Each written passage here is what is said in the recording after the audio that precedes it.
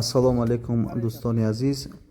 гурӯҳи кории ширкати агроолам ба шаҳри турсунзода яъне рега рафта аз ҳолати нашунамои боғҳои ангур боздид ба амал оварданд ва ба кишоварзон маслиҳатҳои судманд доданд. ҳоло ба навор таваҷҷӯҳ мекунем ва мебинем ки чӣ гуна хок ва об ташхис карда мешавад.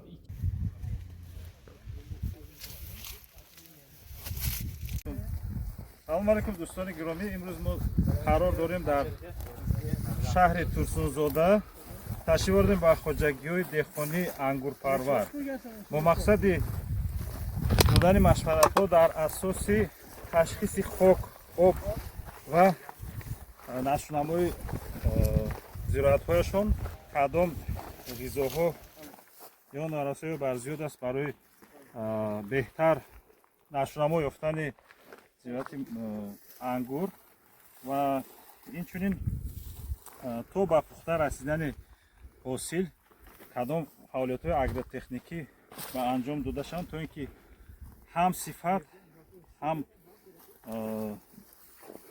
нашунамои намуди зоҳирии маҳсулоти мазкур бозоргир бошад, на танҳо барои бозорҳои дохила, балки аксар вақт барои бозорҳои содиротӣ берун аз ҷумҳурӣ. хеле ки мо медонем минтақаи мазкур хеле бо парвариши навъҳои гуногуни содиротии ангур машҳур ҳастанд, завқ доранд ва албатта мо ҳам барои қадамҳои нав гузоштан, яъне бо технологияҳои нав, усулҳои нави агротехникӣ кӯмак мекунем, то ин ки ҳосилнокӣ ва сифати маҳсулотҳои хоҷагиҳои ин минтақаро баланд намоем. Барои ташхиси хок аз як минтақа аз 1 то 2 гектар як намуна гирифта мешавад.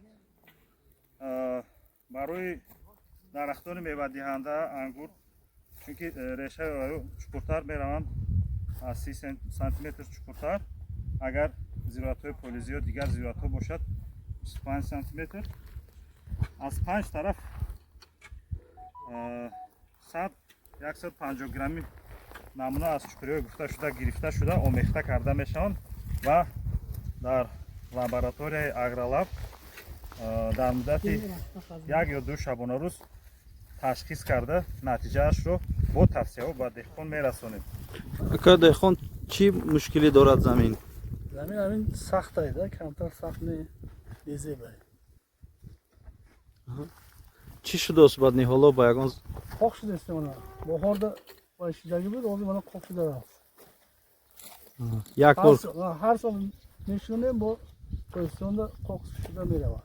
ҳаминҷо мо ҳозир 1 гектар чор ҷойш 5 ҷойшем гирем меша, байн якта хаб 4 тараф 4 та мегирем, мақсад ки муайян кардани средне значение, яъне ки чанка азот дорад, чанка фосфор, чанка калий ва плюс ҳаминҷо шурноки замин, pH замин ҳамаша мақсад аз як чуқур 100 грамм 50 грамм хок мегирем ҳар ҷойш, мақсад чихел гуфтам ҳамин средне значение бароварданда ҳам хеле ҳар як ҷо мегирем. фақат ҳаминҷо ва дигар ҷоям ҳар якча мегирем. аз чӣ қадар чуқурӣ бояд хок гирифта чуқури ҳозир ҳаминҷо токан аз 30 сантиметр чуқурӣ мешавад. агар ки зироатҳои хеле бодрингу помидоро бошад 25 мешавад. ҳозир мо 30 сантиметр чуқурӣ мегирем.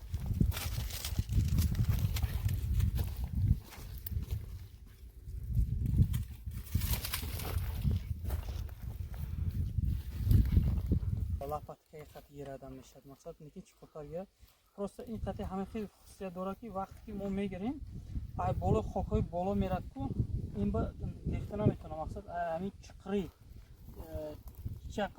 аз ҷои даркорӣ мегирад. аз ҷои даркорӣ мегирад. ягон хел хокҳое ки боло мерад ку омехта намешавад, ҳамин результат ба вилоят мекунад, ҳамаш таъсир мерасонад.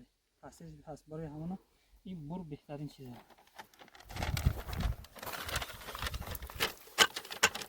барг мақсад бо чироқатӣ мепошам.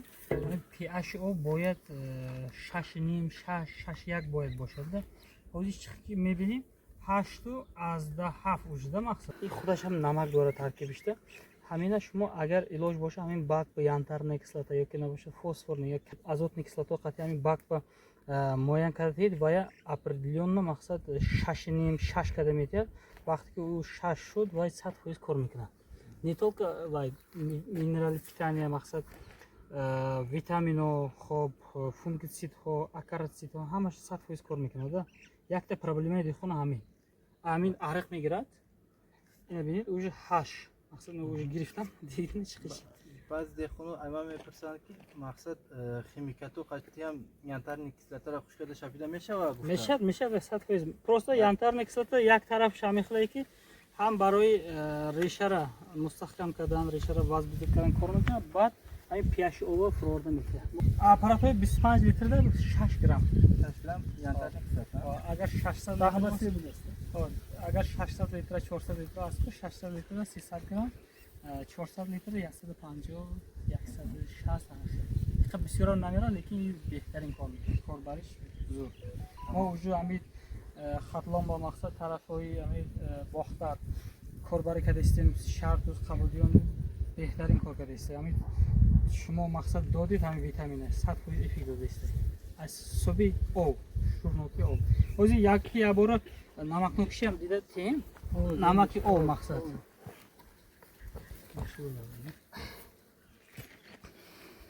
Значит, эффекти химикат pH ба вобаста будад. агар ки шумо эътибор кунед ҳамин витамино ба дигар ваёба pH менависа бояд ҳамин pH қатъи туғри гирад. агар туғри нагирад реаксия медарад. вақте ки реаксия ба даромад ӯ проблем намешад. хоб ҳозир есе яъне ки есе чанқа бисёр шуд намакноки об ҳамиша бисёр мешад. аз 0,8 бояд 2,5 бояд бошад. ҳозир мебинем чанқа ҳамин вай нишон медиҳад. намакноки об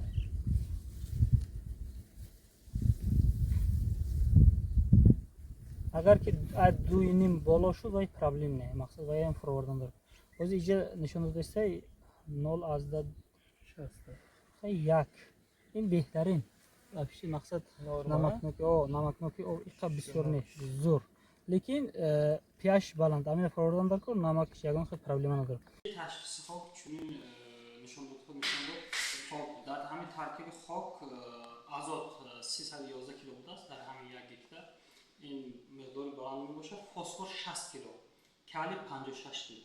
яъне дар ҳаминҷа тавсия дода мешавад ки бисёртар дорои минерали яъне ки фосфордор калидор истофода баранд. баъд илоҷ боша ҳамин поро қатъи корбарӣ кунад барои 1 гектар аз 30 то 50 тонн барои истофода бурдан мумкин аст. шурноки замин турши хок яъне ки шурноки 7,2% мақсад нейтрали ҳисобида мешавад лекин камтар туршам есе электропроводно ҷараёнгузории дар ҳамин хок 0,6%. ин нормал ҳисоб мешавад. деҳқон кадом мушкилкати ба шумо муроҷиат кард? деҳқон бо мо муроҷиат карданд ки дар ҳамин дар як ҷо ангур мақсад қоқ мешавад. ҳамин сол мақсад коридам баъди ҳамин тирамоҳ ёки як сол нагузашта қоқ мешавад. ҳисоби ки дар ҳамин ҷо мо замин анализ ташхис кардем. дар ҳамин ташхис муайян шуд ки дар ҳамин замин тижолои пошо яъне сахттарин хоки дар ҳамин замин будааст. барои ҳамонам дар таркиби хок фосфор кам. барое ки фосфор чӣ хеле ки медонем фосфор барои реша кор мекунад.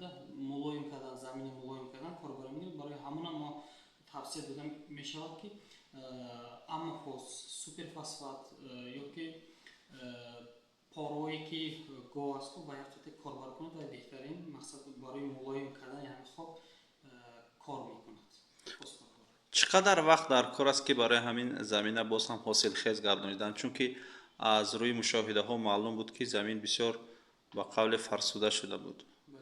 барои ҳамин агар мо истифода барем як солда уже ҳамин сол ба худ мебиёд. як солда мақсад мо ҳаракат кунем дорои фосфордор нурои поро қатъи истифода барем ва беҳтарин як солда худаш ба худ мебиёд.